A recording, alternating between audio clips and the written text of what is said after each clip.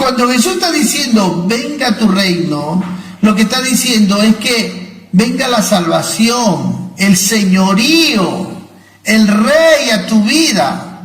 ¿Alguna vez usted ha orado diciendo, Señor, que venga tu reino a mi esposo y que se señoree de él y que te pueda servir? Porque nosotros, cuando llegamos a los pies del Señor, nos convertimos en súbditos de ese reino, donde le debemos obediencia al rey y donde dejamos que él nos gobierne.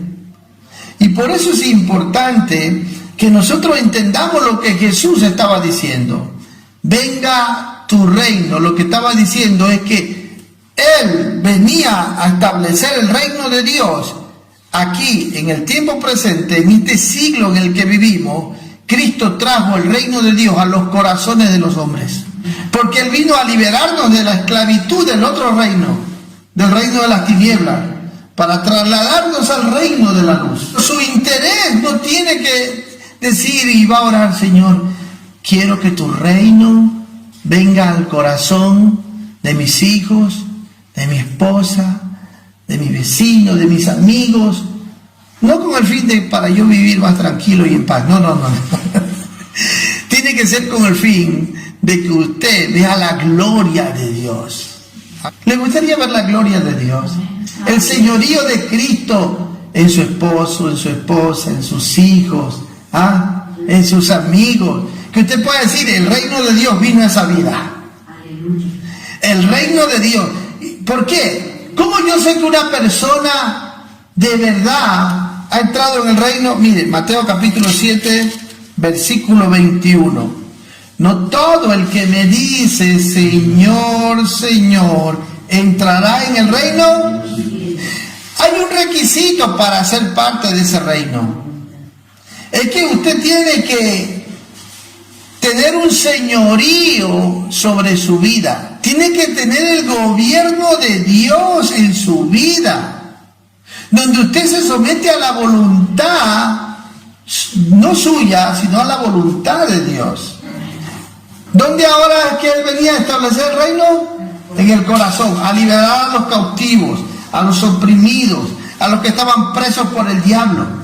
Cuando él está enseñando, diciendo, Señor, venga a tu reino, y comienza él a dar las evidencias de ese reino manifestándose, comienza a sanar a los que estaban enfermos. Miren, en aquel tiempo, hermano, no es como hoy, que existe la ciencia y la sanidad y tantas cosas. La gente moría, y moría muy presto, morían de tiernas edades, porque la mínima enfermedad los mataba, y Cristo empezó a sanar a miles. No importa que no tengan fe. Hermanos, muchos creen que para ser sanado, cuando Cristo vino a la tierra, todo el mundo tenía que tener fe. No. Había gente que ejercitaba fe, sí, como la mujer que dijo, si tan solo toco el manto seré sana. Pero había gente que, por ejemplo, los hijos lo llevaban así en una cama y sánalo, Señor. El enfermo quizás ni creía, pero los hijos sí. Pero Jesús sanaba, liberaba. Fueron 10 leprosos y dijeron, si tú quieres puedes limpiarlo. Sí, yo quiero, sean limpios, vayan a presentarse. Pero de los 10, solo uno regresó. Y era todavía gentil. Regresó a agradecerle a Dios. Entonces, Jesús vino a la tierra a establecer el reino de Dios en el corazón de los hombres. Hay un reino aquí ahora en la tierra, donde Cristo reina en los corazones de aquellos que de verdad han sido salvos, liberados. Un reino espiritual. Un reino espiritual.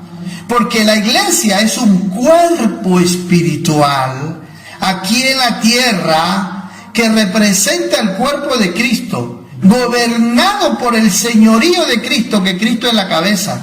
Por eso cuando Pablo estaba persiguiendo a la iglesia, Cristo se identifica con ese pueblo que estaba siendo perseguido, que era su iglesia, y le dice, Saulo, ¿por qué tú me persigues? ¿Por qué? ¿Y quién eres, Señor? Y dice, yo soy Jesús, a quien tú... Pero Pablo estaba siguiendo a Jesús, estaba siguiendo a la iglesia, el cuerpo de Cristo.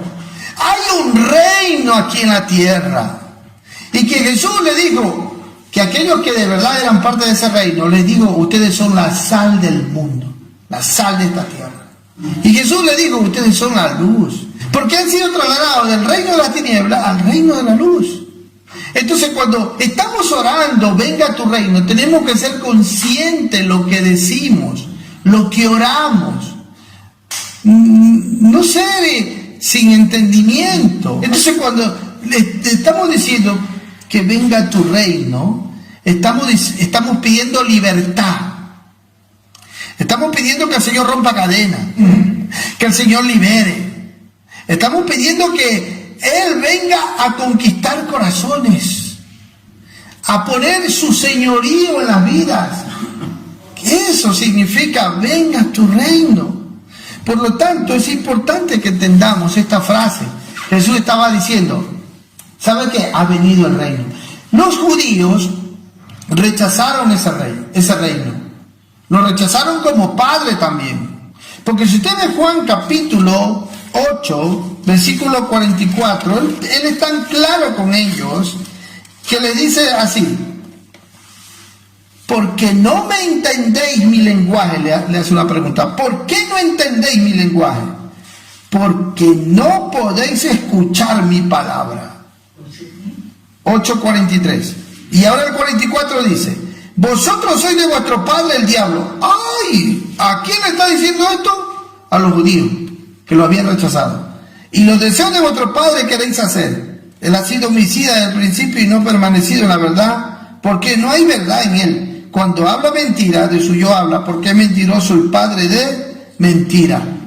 Los judíos no solamente rechazaron el reino que el Señor les vino a ofrecer, porque a los suyos vino primero y los suyos no la recibieron, dice Juan.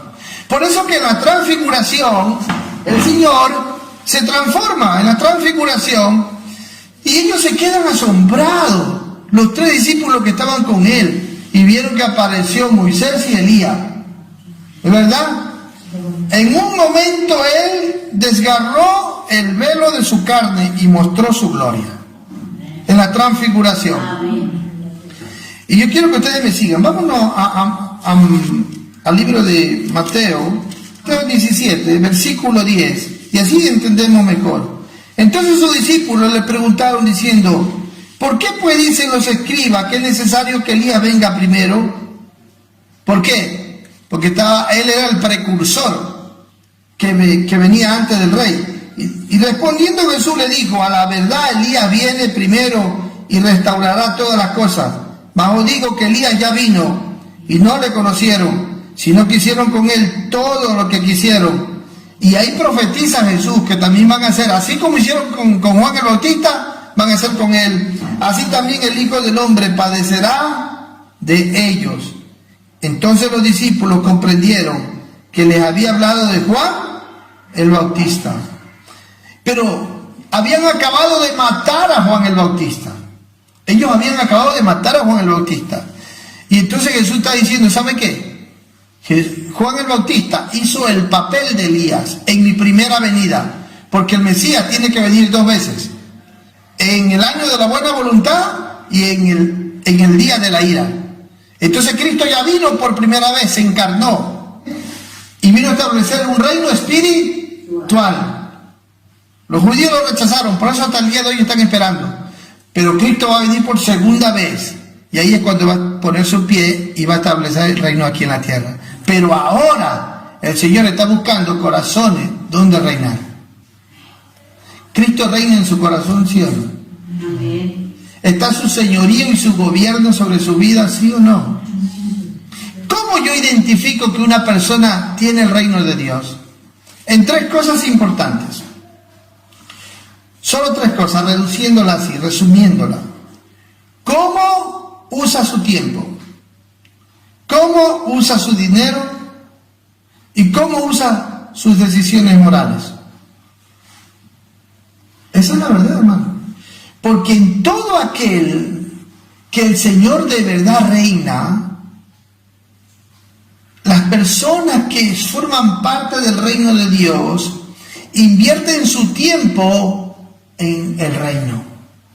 Se someten al rey y a su gobierno. 2, veo cómo utilizan su dinero. Si lo invierten también en el reino de Dios. Y 3, en sus decisiones morales, porque entienden que forman parte y son súbditos de aquel que es santo, porque el Señor es santo. Y es importante que entendamos qué significa venga tu reino. Somos súbditos ahora de ese rey, de ese reino. Y ahora tenemos que aprender a hacer la voluntad de Dios. Por eso es que, hermanos, para que ustedes me sigan, Juan capítulo 5. Y vamos esta noche a aprovechar y a seguir con Juan capítulo 5, versículo 30 y 35. Del 34 leamos. Pero yo no recibo testimonio de hombre alguno, mas digo esto para que vosotros seáis salvos. Y ahí habla de Juan el Bautista. Él era antorcha que ardía y alumbraba, y vosotros quisisteis regocijaos por un tiempo en su luz. Mas yo tengo mayor testimonio que el de Juan, porque las obras que el Padre me dio para que cumpliese, las mismas obras que yo hago, dan testimonio de mí, que el Padre me ha enviado. También el Padre que me envió ha dado testimonio de mí. Nunca habéis oído su voz, ni habéis visto su aspecto. Y tenéis su palabra morando en vosotros, porque a quien él envió, vosotros no creéis. Y entonces le dice el 39, escudriñad las Escrituras, porque a vosotros parece que en ella tenéis la vida eterna. Y habla de él, y dice, y ellas son las que dan testimonio de mí. Tan claro les está hablando, hermano, a su pueblo, a su nación, para que abran los ojos. Pero ¿sabe qué? Ellos lo rechazaron. Ellos incluso lo acusaron que él echaba fuera a los demonios por Beelzebú, príncipe de los demonios. Y entonces él comienza a hablar de un misterio y empezó a hablar por primera vez de la iglesia. Ese era el reino que venía a establecer. ¿Estamos entendiendo? Y los judíos no entendían. Por eso cuando él llega a Mateo 16 dice, he aquí yo edificaré mi iglesia, y ni las puertas del mismo infierno van a prevalecer contra ella. Todo aquel que forma parte del reino de Cristo de verdad va a ser preservado por el poder de Dios, por su Espíritu Santo que ahora vive en los corazones, que ha venido a ser morada. Eso significa venga a tu reino, hermano.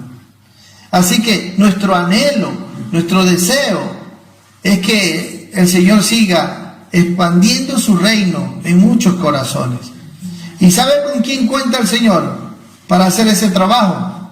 Con nosotros. Para que prediquemos, para que hablemos, y que Dios toque otro corazón y libere otra vida y abra los ojos. Así que oremos para que sea el Señor. No nos vamos a detener a hablar de las diferentes partes del reino que habla la Biblia. Lo hemos reducido así.